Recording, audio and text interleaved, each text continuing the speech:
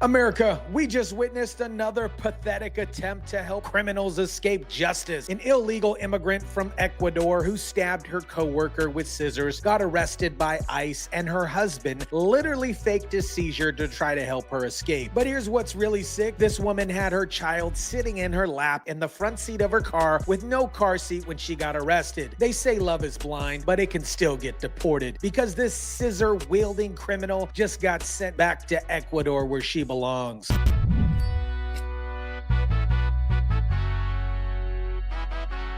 FPD is completely different than ICE. They could have been like, you can't be here without a warrant in hand, this, that, but they just let it happen. Their family. Tensions flare. What is up, guys? Tyson Cruz here. Thank you so much for rocking with me. The media is trying to make you feel sorry for this poor family, but they're not telling you that this woman repeatedly stabbed somebody with scissors and endangered her own child by not using proper safety restraints. Now her husband is probably getting attacked at home because these Latinos are muy picante, aka they got attitudes, and she's probably blaming him that the fake seizure situation didn't work. Let me break down what the media doesn't want you to know about Juliana Montoya. This illegal alien from Ecuador didn't just get arrested for being undocumented. She was arrested because she repeatedly stabbed her coworker with scissors and then threw a trash can at her. What? ICE agents made a traffic stop here on Kimball Street that turned into, quote, an apprehension. And the incident lasted about 2 hours, drawing a crowd of protesters. According to the Department of Homeland Security, ICE agents conducted a targeted traffic stop to arrest this woman who had a warrant for assault and battery with a dangerous weapon. This wasn't some random immigration sweep. They were specifically looking for somebody who attacked an innocent worker with scissors. But of course, the media is focusing on the emotional part of the arrest and the husband's fake medical episode instead of telling you why this woman was being arrested in the first place. They want you to see a crying family, not a violent criminal who could have killed someone. Federal agents struggle with the man, woman, and child in the car as a crowd surrounds the agents and people record the chaotic encounter. This illegal woman stabbed a coworker with scissors. That is attempted murder with a deadly weapon. But the media wants you to focus on the trauma of her arrest instead of the trauma that she caused on her victim who got stabbed at work. Now let me tell you about the husband's pathetic attempt to help his criminal wife escape. Carlos Riviera literally attempted a fake seizure when ICE agents tried to arrest his wife, thinking this would create enough chaos for her to get away. Is he seizing? I think he's seizing. I think he's seizing. Listen to the bystanders falling for his Broadway performance. Is he seizing? I think he's seizing. You don't see his body shaking? This man was putting on a show worthy of a soap opera, complete with convulsions and a dramatic collapse. I never meant to let go of my wife and not hold her because I never wanted to let her go. I didn't want them to take her, but when they did that to me, I lost consciousness. But here's where the story falls apart. Carlos told reporters, "I never meant to let go of my wife. When they did that to me, I lost consciousness." He's claiming ICE agents caused his seizure, but emergency medical personnel who responded found no legitimate emergency. He faked a seizure to let his criminal wife try to escape. The emergency responders determined that there was no real medical issue. He was just acting, and he was caught on video being coherent on his feet just moments later. Now let me tell you about the child endangerment that nobody's really talking about. When ICE agents stopped his family, they found the child sitting in the mother's lap in the front seat, not in a car seat. This woman had her child not in a car seat, by the way, when she was arrested. They ended up doing was locking arms, the mom and the dad, and they had the 2-year-old in the back, but they ended up bringing her to the front. According to witnesses, they had a 2-year-old in the back initially, but then they brought her to the front. So not only was this child not properly restrained, but the parents were moving her around the car during a law enforcement stop, putting her in even more danger. Carlos Zapata is now alone with his 18-month-old daughter, Alaya,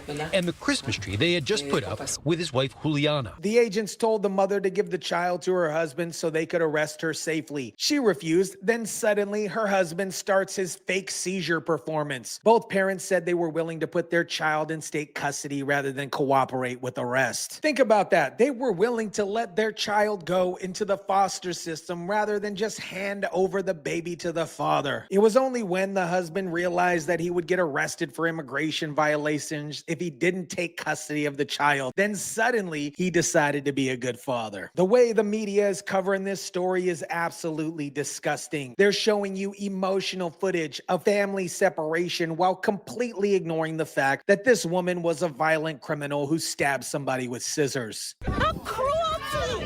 There is a baby in there! Listen to the crowd calling ICE agents cruel for arresting a woman who stabbed somebody. There's a baby in there. Yeah, and there's also a violent criminal in there who attacked an innocent worker with a deadly weapon. Is your wife dangerous and violent? Que si tu esposa es violenta o peligrosa. No. The reporter asked the husband directly, "Is your wife dangerous and violent?" His response, No.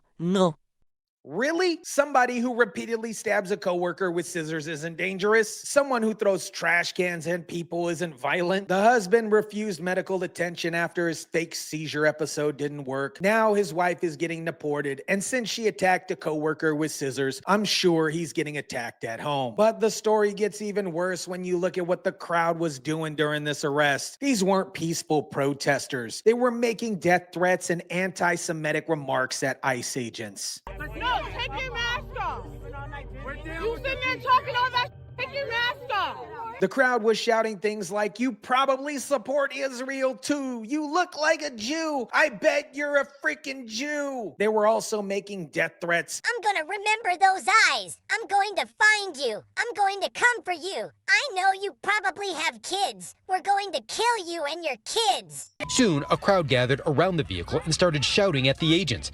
Zapata says he clung to his wife and daughter as long as he could. So we have 20 people defending a woman who stabbed somebody with scissors, and they're using anti-Semitic slurs and threatening to kill federal agents and their children. But the media wants you to think that these are good guys and ICE agents are the villains. The Fitchburg police had to be called to the scene because the crowd was getting too hostile and threatening agents. But somehow the media is presenting this like the agents were the aggressors. Now let me give you the timeline that shows how Biden's failed immigration policies created this entire situation. Juliana illegally entered the United States on February 22nd, 2023, near Lukeville, Arizona, under the Biden administration. She was released into our communities in March 2023. Entonces dice que no ha comido. She says she hasn't eaten. It's very cold. She's still breastfeeding the baby, and so she's suffering that as well. Less than 2 years later, she was stabbing people with scissors. Her husband also entered the country on the same date and was released by the Biden administration. So we've got 2 illegal immigrants who were caught, processed, and released, and now one of them is committing violent crimes against American workers. The husband is now complaining that his wife is cold in detention and hasn't eaten. Well, maybe she should have thought about that before she stabbed somebody with scissors. Actions have consequences, and one of those consequences is getting deported back to Ecuador. Eventually, the woman's taken into ICE custody and the man's allowed to leave with the child. This woman was eventually taken into custody after nearly 2 hours of this circus, and this man was allowed to leave with the child, but only after his fake seizure performance failed and he realized that he had no choice but to cooperate. Assistant DHS Secretary Tricia McLaughlin said it perfectly. Once again, the media ran with this false narrative about our brave ICE law enforcement officers. ICE targeted a known criminal who repeatedly stabbed her coworker. This is exactly what immigration enforcement should look like. We're not talking about some innocent family getting separated. We're talking about a violent criminal who attacked an American worker with scissors, getting deported back to her home country. The fake seizure didn't work. The media spin didn't work. And the anti-Semitic crowd didn't work. Justice was served. And this scissor-wielding criminal criminal is on her way back to Ecuador where she can't hurt any more American workers. America, this story perfectly shows how the media manipulates your emotions to make you sympathize with violent criminals. They show you a crying husband and a child being separated from her mother, but they don't show you the scissors this woman used to stab her coworker. Carlos Rivera's fake seizure performance was absolutely pathetic, but it shows you how desperate these people are to avoid the consequences for breaking our laws. He's willing to fake a medical emergency and endanger his own child rather than let his criminal wife face justice. The crowd that formed wasn't just protesting, they were making death threats against federal agents and using anti-Semitic slurs. These people were defending a woman who stabbed somebody with scissors, and they were threatening to kill law enforcement officers and their families. They say love is blind, but it can still get deported. This woman is getting sent back to Ecuador, and her husband's terrible acting couldn't save her from the consequences of her violent actions. The media can spin this story however they want, but the facts are clear. Juliana Montoya repeatedly stabbed her coworker with scissors, endangered her child by not using proper safety restraints, and tried to use her family as human shields to avoid arrest. Now she's facing deportation. Her husband is probably getting blamed for his failed performance. Let me know what you guys think about this. Drop it down in the comment section down below. Smash the like button if you kindly would. Share, subscribe, and as always, guys, I'll catch you on the next one.